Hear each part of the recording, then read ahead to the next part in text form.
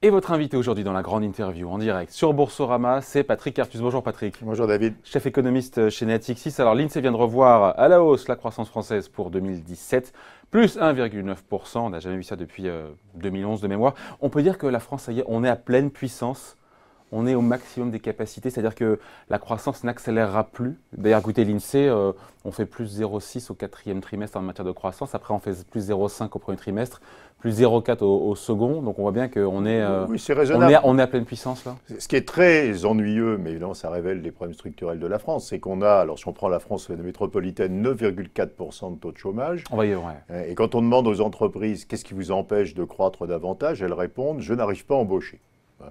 Et donc, Ce paradoxe français. oui, mais enfin pas que français, disons européen à part l'Allemagne, c'est Italie, Espagne. Enfin, et ceci, évidemment, est à mon avis ce qui va freiner la croissance, c'est qu'on arrive. Les capacités de production, on peut toujours investir davantage. Hein, donc on peut desserrer une contrainte de capacité, mais les problèmes d'embauche, les problèmes de compétences de la population active, ça se traite que très très lentement et dans le long terme. Donc là, on ne voit pas de faiblesse de la demande. C'est très important dans l'analyse qu'on fait des économies, c'est vrai aussi pour les États-Unis. Quand on dit la croissance française va ralentir en 2018 par rapport à 2017... Légèrement. Oui, de quelques dixièmes de points probablement. Ce n'est pas parce qu'on dit, ce n'est pas parce qu'on est dans une baisse de la demande.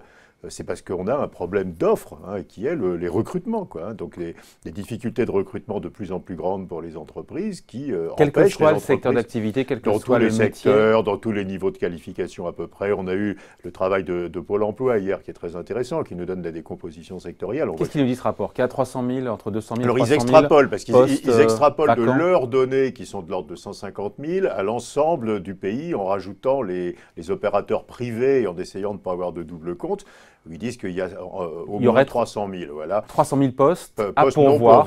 non pourvus. À pourvoir, mais qui ne sont pas pourvus. Qui sont pas pourvus. Et vous voyez que c'est de tout. C'est des Alors qu'on a 6 millions ingénieurs, de des chômeurs. scientifiques, des gens dans le transport, dans la restauration, dans l'artisanat. Donc on a un problème, toutes qualifications confondues, de rareté des personnes employables à 9,4% de taux de chômage. Ce qui est effrayant en réalité. Effrayant. Et effrayant, et ça reflète... Et qu'on ne peut pas traiter à court mais terme. c'est bien... Quelle solution à court terme? Eh ben, ce qui va être fait sans doute, c'est-à-dire mettre beaucoup d'argent de la formation sur les chômeurs de longue durée. Mais on l'a fait sous François Hollande. Non. Aujourd'hui, on n'a que 12 ou 13% de l'argent de la formation en France non, qui mais va sous aux François Hollande, il n'y chômeurs. a pas eu un plan de 500 000 Oui, mais il y a de plan de formation nouveau, pour 500 000 il n'y a chômeurs. que 12 ou 13% de l'argent de la formation qui va aux chômeurs. Hein, et l'argent, on sait que la formation va essentiellement aux personnes relativement bien formées des grandes entreprises. Hein. Ce qui est pas mal, il faut maintenir les compétences. Mais enfin, je veux dire, le besoin urgent, c'est de travailler sur... On a plus de la moitié des chômeurs sont des chômeurs de plus d'1 an. Et vous savez que tous les travaux montrent qu'après 6 mois de chômage, le retour à l'emploi devient de plus en plus compliqué. Donc il faut travailler sur de la formation très très tôt, hein, au début de la période de chômage, pour ramener beaucoup plus vite à l'emploi. Donc on sait ce qu'il faut faire et bon, ça va se faire. Simplement, évidemment, c'est quelque chose qui mettra des années avant d'avoir des effets sur la croissance. Et le résultat, c'est que même avec 1,9% de croissance en 2017 et 1,7 ou 1,8 en 2018, le taux de chômage en France passera de 9,5 à 9,4%. Oui, alors par ailleurs... Une baisse de 0,1 Oui, point, alors par ailleurs, ridicule, David, hein. oui, ceci est dû à quelque chose de vertueux. C'est que ce qu'on appelle le taux de participation augmente. Le taux de participation, c'est la partie de la population en âge de travailler qui se présente sur le marché du travail. La France, comme le reste de l'Europe, a un taux de participation qui augmente très régulièrement. Ça vient essentiellement de ce que les Français partent de plus en plus tard à la retraite. Hein. Donc le taux de participation des plus de 55 ans et des plus de 60 ans augmente assez fortement. Ceci est vertueux, hein, parce que ça veut dire que ça accroît notre potentiel de croissance. Mais évidemment, ça fait que l'alimentation de la population active reste assez forte. Et donc, les créations d'emplois ont moins d'effet sur le chômage. C'est complètement arithmétique. Mais donc, il ne faut pas regarder trop ça. Il faut regarder les créations d'emplois. Et je pense que ce qu'on va voir, c'est que les créations d'emplois vont faiblir par des difficultés 100 000 de recrutement. par semestre, 100 000 créations de postes dans le privé Oui, par semestre, on dit est à, l'INSEE. de mémoire 44 000 au troisième trimestre Oui, dans le secteur privé. Mais je pense que ça va ralentir parce que les entreprises auront du mal à embaucher, même si elles ont des postes vacants. Avec 9,5% de chômage. Oui, avec Encore une fois, 9,5%. pour le commun des mortels, c'est Mais une vous savez, aberration. c'est très important, c'est le même débat qu'on a dans tous les pays, c'est le débat qui est aujourd'hui aux États-Unis, c'est quoi le chômage structurel? Le chômage structurel, c'est des vrais chômeurs. Hein. Ce sont des personnes dont le retour à l'emploi est très difficile. Ouais. Ils ont été chômeurs longtemps, leurs qualifications ne correspondent plus aux nouveaux métiers, etc. Probablement en France, il est de l'ordre de 8,5%. Hein. C'est vous qui le dites, d'autres disent oui, qu'on est c'est plutôt 7, 7,5. Hein. Bah, j'y crois pas. Je pense que il y a débat là-dessus. Les salaires sont en train d'accélérer. Regardez les résultats d'enquête sur les difficultés d'embauche. Zone euro, c'est peut-être 8. Aux États-Unis, c'est 4. Si ce n'est pas 3,5. Donc ce qui est extrêmement intéressant comme réflexion, c'est qu'est-ce qui fait la différence et est-ce que nous avons envie de ce qui fait la différence? Parce que la différence, c'est aussi qu'aux États-Unis, il y a des gens qui acceptent des emplois très mal payés, à temps très partiel, où ils ont plusieurs temps partiels pour avoir un salaire décent. Enfin, donc aussi, il faut réfléchir sur... quand on veut ramener à l'emploi des personnes qui sont difficilement employables, il y a des techniques très dures qu'on n'a peut-être pas envie d'adopter, quoi, je veux dire, hein, qui est une énorme flexibilité. Alors, de ce que nous dit l'INSEE, il y a cette petite bombe, on en parlait juste avant avec Raphaël Legendre de l'Opinion, cette très mauvaise nouvelle pour les particuliers. On se souvient encore une fois de Gérald Darmanin, le ministre des Comptes publics, qui nous disait, voilà, il y aura une augmentation du pouvoir d'achat des Français, avec quasiment un 13e mois pour tout le monde, quasiment, pas pour tout, mais en tout cas pour les classes moyennes. Et ce que nous dit l'INSEE, c'est qu'au final, les impôts des Français vont augmenter de 4,5 milliards d'euros en 2018. En faisant la liste de toutes les hausses d'impôts directs, indirects, toutes les baisses, il y a un décalage de quasiment 5 milliards d'euros. La facture fiscale pour les Français augmente, alors que le message du gouvernement, c'était de dire, et on se souvient du président Macron, encore une fois, dimanche soir sur France 2, il y a des baisses d'impôts, il y a 10 milliards d'euros de baisse d'impôts. Bon, sans rentrer dans le débat, je voudrais juste dire des choses d'un peu de prudence. Le PIB, hein, le produit intérieur brut, c'est-à-dire le revenu des Français, va augmenter en 2018 probablement d'à peu près 3,5%. 3,3 peut-être, enfin disons 3,5 pour faire simple. Et donc, dans une entre l'inflation, entre la croissance en volume, et l'inflation, 1,7 et l'inflation 1,5. Voilà. Donc 3,3, 3,3. Et donc, si tout était totalement inchangé dans les taux d'imposition, les impôts des Français augmenteraient de 3,3%. Donc une vingtaine de milliards. Une grosse vingtaine de milliards. Donc les impôts suivent normalement les revenus. Donc s'ils n'augmentent que de 5 milliards, c'est qu'ils augmentent moins nettement que les revenus. Et donc, là, ça serait 5 milliards de plus que ces 20 milliards alors, sauf spontanés. Alors, je voulais juste dire que je ne voudrais pas trop m'avancer là-dessus, parce qu'on a eu ça hier, il faut faire plein de calculs. La grande difficulté que nous avons à commenter les politiques fiscales de la France, c'est l'absence complète de transparence, je trouve, sur les trajectoires de référence. Donc, par exemple, quand on nous dit sur le quinquennat, on va trouver 60 milliards de baisse des dépenses publiques, hein, pour réduire, c'est par rapport à quoi? À une trajectoire de croissance potentielle, à la tendance antérieure. Donc je trouve qu'il faudrait faire un effort considérable de clarté et de transparence, consistant à dire voici la trajectoire de référence, qui est normalement une trajectoire où il n'y a pas de changement du tout, par exemple dans la nature des impôts, dans les règles fiscales, hein, et ce qui suit la croissance de long terme de la France. Et là, on saurait faire les calculs. Aujourd'hui, on a énormément de mal à faire les calculs, parce que quand on dit il y a 5 milliards en plus ou en moins, on ne sait pas exactement par rapport à quoi.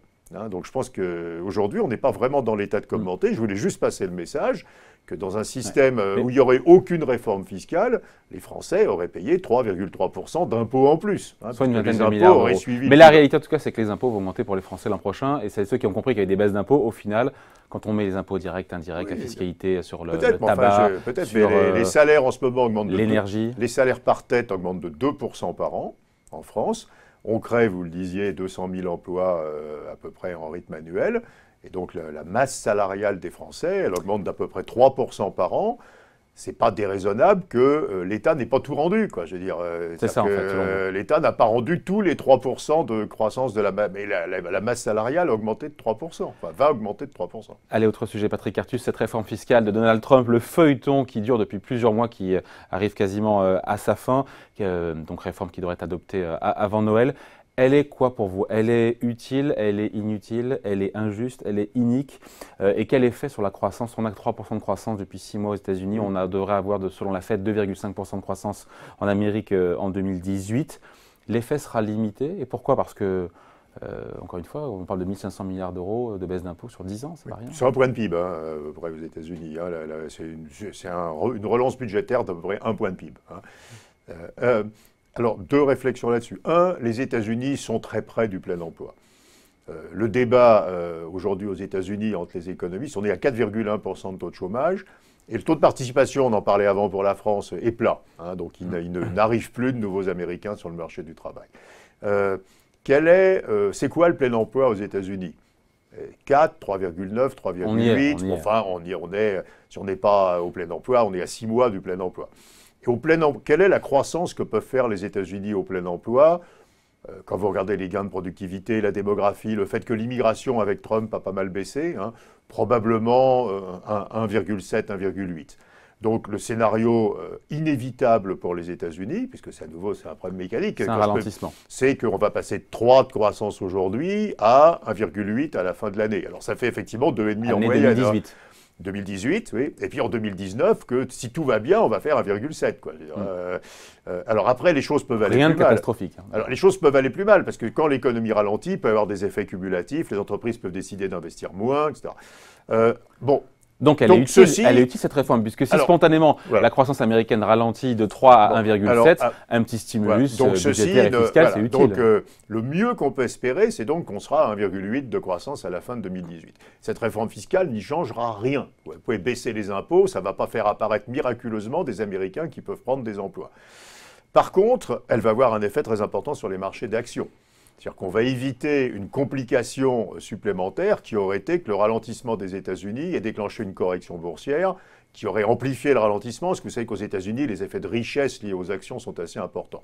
Donc on peut quand même considérer que c'est un peu contracyclique. C'est pas complètement procyclique. Procyclique, ça veut dire qu'on fait de la relance. On fait de la relance quand on est au plein emploi. Donc normalement, c'est idiot, ça sert à rien, quoi. Il faut garder ses armes pour plus tard. Mais vous empêchez probablement avec cette politique une correction du marché des actions qui aurait déclenché quelque chose de beaucoup plus grave qu'un simple ralentissement. Donc de ce point de vue, c'est relativement défensif, quoi. Alors, mais ça n'ajoutera rien à la croissance, mais peut-être que ça va empêcher qu'elle chute davantage. Point intéressant en plus, pourquoi les actions américaines sont si chères? Par une spécificité des États-Unis, qui est que les entreprises rachètent leurs actions. C'est quelque chose qui est très spectaculaire, on n'a pas ça en Europe ni au Japon. Tous les ans, les entreprises américaines rachètent entre 500 et 600 milliards de dollars de leurs propres actions pour rémunérer les actionnaires. Ceci détruit à peu près 3% du nombre d'actions qui existent aux États-Unis tous les ans. Donc on est en train de détruire la base action des États-Unis. Et c'est pour ça que les actions américaines sont chères, c'est qu'il y en a juste de moins en moins, quoi. Alors que les besoins des fonds de pension en investissement sont toujours les mêmes. Donc on a quelque chose d'extrêmement dangereux aux États-Unis, qui est quand la croissance ralentit, les entreprises qui s'endettent pour racheter leurs actions arrêtent de s'endetter, elles ne rachètent pas leurs actions, le marché action tombe et la chute du marché action aggrave la récession. Donc la baisse d'impôts de Trump peut empêcher ça. C'est-à-dire en redonnant de l'argent aux entreprises, il va leur donner les moyens en fait, de continuer à racheter leurs actions. C'est un truc totalement pervers du capitalisme américain, c'est que c'est un capitalisme actionnariat qui détruit ses actions. Je trouve ça tout à fait fascinant à regarder. Et quand on prolonge ça à l'infini, il se passe quoi? Il n'y aura plus d'actions. Aujourd'hui d'ailleurs, quand vous regardez, ce n'est pas seulement que les entreprises rachètent leurs actions, c'est que plein d'entreprises ne sont plus cotées. Le nombre d'entreprises cotées aux États-Unis a été divisé par 2 en 20 ans. À nouveau, c'est un capitalisme actionnarial qui est en train de faire disparaître les actions. Tout en faisant monter évidemment leurs cours. Alors en faisant monter les cours, en faisant monter les rendements des fonds propres, parce qu'il y a de moins en moins d'actions, enfin les bénéfices par action, etc. Donc c'est comme ça qu'on en vient aujourd'hui à justifier la cherté, encore une fois. Oui, l'écart de valorisation entre les États-Unis et l'Europe, c'était un bout, c'était l'attente de la réforme fiscale dont on savait depuis quelques mois qu'elle aurait lieu. Ouais. Donc, il faut arrêter de dire que maintenant c'est la réforme fiscale qui fait monter le marché américain, ça fait un an qu'on dit ça. Non, mais il ne le fait pas monter, il va l'empêcher de baisser. Faut dire. Il va justifier un bout, en gros, un tiers de l'écart de valorisation entre les États-Unis et l'Europe, c'est l'attente des baisses d'impôts de Trump. Maintenant, on va recalculer la valorisation en tenant compte. Donc, et puis les 2 tiers, c'est les rachats. En Europe, les entreprises en net sont émettrices d'actions. Il y a des émissions nettes positives d'actions en Europe. Ce qui est plus sain. Ce qui est normal, je veux dire, le marché des actions en Europe, pas beaucoup, mais il sert un peu à financer les entreprises. Aux États-Unis, les entreprises... Donc aujourd'hui, à quoi servent les marchés le marché d'actions aux États-Unis Après, vous pouvez dire que ça a toujours un effet qui est que ça mesure la valeur des entreprises, ça mesure la performance, mais c'est un marché qui n'est pas du tout un marché de financement, c'est l'inverse, puisque les entreprises vendent leurs actions. Donc c'est un marché boursier qui ne sert à rien. Ils mangent du cash flow. Puisque les entreprises prennent une partie de leur cash flow. On marche sur la tête quand même. Oui, on marche complètement sur la tête. Mais comment vous faites pour réussir à avoir les exigences de croissance des bénéfices par action, de valorisation? Donc, les rachats. Bon, l'ascension, encore une fois, est assez vertigineuse aux États-Unis, notamment sur le Nasdaq américain, 50% en 3 ans. Est-ce que les résultats, encore une fois, de la tech derrière, est-ce que ça suit vraiment ou est-ce qu'on est de nouveau, comme dans la bulle Internet, on est back in the past? Parce que, encore une fois, on a des hausses qui sont vertigineuses au niveau des cours hein, sur les GAFA. Alors, si vous prenez les GAFAM, mettons Microsoft, le PER, donc la valorisation des actions sur les résultats de 2018 des GAFAM est de 23,5. Le PER du marché est de 20. Rappelez-vous qu'en 2000 ou en 1999, le PER du Nasdaq se baladait entre 50 et 60. Ça, donc il n'y a pas de... Non, c'est pas les gros... Il n'y a pas de bulle sur le Nasdaq. Sur les grosses de l'Internet, il n'y a pas vraiment de bulle. Alors après ça, on peut dire que Amazon, qui ne fait pas beaucoup de résultats, est très cher. Quand vous prenez les 5... ils ne contribuent pas énormément à la valorisation du marché. Après, vous avez beaucoup plus d'inquiétudes sur les startups, etc. Et là, ce n'est pas du côté. Quoi. Je veux dire, dans les prix auxquels les fonds de private equity se vendent, les entreprises, là, vous êtes dans des choses qui sont parfois très surréalistes. Mais ce n'est pas les GAFAM qui expliquent la hausse du marché. La hausse du marché aux États-Unis, c'est les rachats. Je reviens là-dessus, parce que le rachat peut être un truc efficace du point de vue du capitalisme. Vous avez une entreprise qui n'a pas de projet. Plutôt qu'elle se force à faire de mauvais investissements, vaut mieux qu'elle rende l'argent à l'actionnaire qui va mettre l'argent dans des entreprises qui ont des projets. Pourquoi le manque de projets? Oui, mais le problème, c'est qu'aux États-Unis, vous ne voyez pas ça, puisque tous les secteurs d'activité rachètent. Donc, ce n'est pas un transfert de l'argent des secteurs sans perspective d'avenir, disons des vieux secteurs vers les nouveaux secteurs. Parce qu'y compris les entreprises des secteurs de nouvelles technologies aussi rachètent leurs actions. Hein. Donc évidemment, on est dans un truc qui est de la macroéconomie. C'est pas la microéconomie qui est, plutôt que de faire de mauvais investissements, je rends l'argent à l'actionnaire. C'est que tout le monde rachète pour faire monter les cours. On se dit quand même que ce qui soutient les marchés actions américains est assez artificiel à vous écouter. C'est très dangereux parce qu'à nouveau, ça crée une très grande procyclicité normalement des marchés, puisque ceux-ci s'arrêtent quand l'économie ralentit. Et c'est là, à nouveau, que le plan Trump est sans doute, et peut-être d'ailleurs, c'est pas totalement innocent. Peut-être que c'est fait pour ça, le plan Trump, en réalité. Hein. Sans le dire. Et donc, l'étincelle qui pourrait encore une fois entraîner un retournement, une correction sur le marché américain, ce pourrait être ça, si dès qu'il y aura un ralentissement économique, les entreprises américaines arrêtent de racheter leurs propres actions. Si vous voulez un scénario très noir sur les États-Unis, c'est pas très compliqué. C'est dire, on arrive vraiment au plein emploi. Disons à 3,8% de taux de chômage dans 6 mois. Au plein emploi, on crée moins d'emplois. Donc, comme on crée moins d'emplois, il y a moins de consommation. Et puis, du côté de la croissance, du côté de l'offre, on peut créer moins d'emplois, donc il y a moins de croissance. Comme il y a moins de croissance, les entreprises réduisent leurs investissements, donc il y a à la fois moins d'investissement et moins de consommation. Et comme il y a moins de croissance, elles arrêtent de s'endetter. Comme elles arrêtent de s'endetter, elles arrêtent de racheter leurs actions. Et comme elles arrêtent de racheter leurs actions, les cours boursiers chutent, et ça crée un effet de richesse qui fait encore plus baisser la consommation. Donc ce n'est pas un crack, mais c'est une vraie correction. Là, c'est une vraie récession. Là, ce n'est pas seulement le ralentissement dû au problème d'embauche, c'est une vraie récession. Parce que vous avez à la fois moins de consommation, moins d'investissement, moins d'achat de logements, etc. Et vous n'y croyez pas? Si, je pense que ce scénario... Mais pas en 2018. C'est peut-être un scénario fin 2018. Honnêtement, on n'a pas du tout ça en Europe. Hein. Sur le marché européen, évidemment, si le marché américain va mal, le marché européen ira mal. Quoi.